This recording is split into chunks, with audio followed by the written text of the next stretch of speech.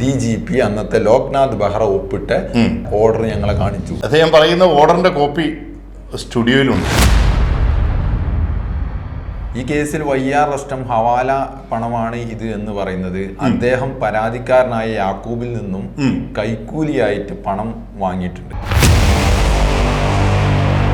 നിങ്ങൾ ഈ ആരോപണം ഉന്നയിക്കുന്നത് ഒരു DYSPക്കെതിരെയാണ്. അതിൽ നിങ്ങൾക്ക് ഭയമുണ്ടോ?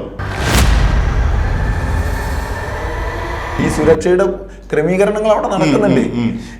ഒരു കാര്യം ഓർക്കണം, വല്ല കാട്ടിലും കിടന്ന കുപ്പിച്ചില്ലും ആക്രിയും ഒക്കെയാണ് ഈ പറക്കി വെച്ചിരിക്കുന്നത്. അതിന് കേരള പോലീസിന്റെ സംരക്ഷണം ഒപ്പിട്ട് കൊടുത്തിരിക്കുന്നത് കേരള പോലീസിന്റെ ഏറ്റവും തലപ്പത്തിരിക്കുന്നവർ. കൊള്ളാം.